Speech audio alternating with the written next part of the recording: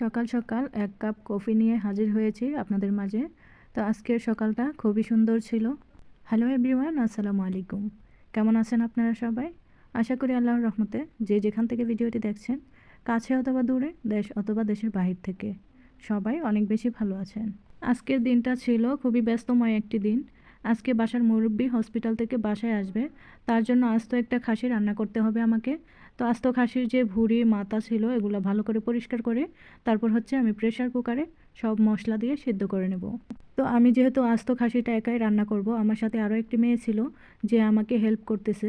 তো ভুঁড়িগুলোকে ভালো করে পরিষ্কার করে ওই আমাকে রেডি করে দিচ্ছিল, আমি রান্নাটা করতেছি।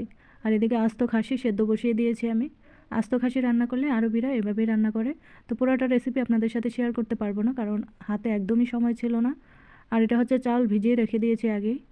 তার মাঝখানে ম্যাডামের জন্য ম্যাডামের মেয়েরা অনেক বড় একটা কেক নিয়ে আসছিল। কেকটা খেতে খুবই মজা ছিল। তো মাথা ব্যথা করতেছিল, তো আমার সাথে যে মেয়েটা ছিল ওকে বললাম একটু কফি বানিয়ে দিতে। তো রান্নার ফাঁকে ফাঁকে আবার একটু নাস্তাও করে নিচ্ছিলাম, কফি খাচ্ছিলাম। নাস্তাটা খেয়ে চলে গেলাম বড় সেলুনটা দেখার জন্য যে সব ঠিকঠাক আছে কিনা, কারণ এখানে পুরুষ মানুষরা এসে বসবে। তো সব কিছু ঠিকই ছিল, পরিষ্কারই ছিল। এর মধ্যেই আবার বাজার নিয়ে চলে আসলো মুরব্বি। তো বাজারগুলো ওই আর আমি মিলে গাড়ি থেকে নামিয়েছিলাম। তো বাজারগুলো গুছিয়ে রাখতেছি। আজকে কাজের কোনো শেষ নেই, কারণ এক সপ্তাহ হয়ে গেছে আমার ম্যাডাম হসপিটালে ভর্তি ছিল। আজকে বাসায় আসতেছে, তার জন্য সব আত্মীয় স্বজন বা ম্যাডামের মেয়েরা আসবে দেখা করতে।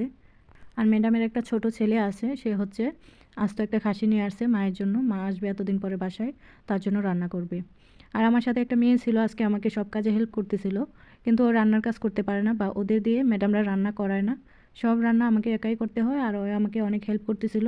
মানে অন্য সব কাজ করতে পারে, কিন্তু রান্নাটা ওদের দিয়ে করায় না বা ওরাও পারে না। তো সবজিগুলো গুছিয়ে রেখে দিয়েছি। ফ্রিজের কি অবস্থা দেখেন। তারপর আর কোনো ভিডিও করতে পারিনি। এটা রাতের বেলা খাওয়া দাওয়া শেষ করে এই মাংসগুলো বেঁচে গিয়েছিল। তো আমি ভাতগুলো সরিয়ে মাংসগুলো উঠিয়ে রেখে দিয়েছি। এগুলো দিয়ে আবার কালকে একটা কিছু রান্না করব। কারণ এতগুলো মাংস ফেলে দিলে হারাম, এই জন্যই আমি রেখে দিয়েছি, কিছু একটা রান্না করব। আর ওদের দেশের কি সুন্দর নিয়ম দেখেন। মা অসুস্থ ছিল হসপিটালে, মাকে দেখার জন্য প্রত্যেকদিন একজন করে গিয়ে থেকেছেন মার সাথে হসপিটালে। তো আজকে আপনাদের সাথে খুব শখের একটা জিনিস শেয়ার করব। এই জিনিসটা না আমি যখন থেকে বুঝতে শিখেছি তখন থেকে এটা আমি রাখার চেষ্টা করি সবসময়। তো আজকে এত রান্না করার পর সবাই খুশি হয়ে আমাকে যে গিফট করেছে, ওই টাকাগুলোই আমি এখানে রাখছি, বা সবসময় আমি যখন গিফট পাই এটাতে রাখি। এটা কিনেছি আমি প্রায় 1 বছর হয়ে গেছে, 1 বছর 1 মাস। এখনও ভাঙিনি, যখন ভাঙি আপনাদের সাথে শেয়ার করব। এটার ভেতরে অনেক টাকা জমিয়েছি আমি। এই জিনিসটা দেখতে খুব সুন্দর, অনেক কিউট। আবার এখানে নাম্বার দেওয়া আছে, আপনি কত টাকা রাখছেন এখানে মার্ক করে রাখতে পারবেন। তো আমার এই ব্যাংকটা কেমন লাগলো আপনাদের অবশ্যই কমেন্ট করে জানাবেন। আর সবাই ভালো থাকবেন, সুস্থ থাকবেন। বিদায় নিতে হবে। আল্লাহ হাফেজ।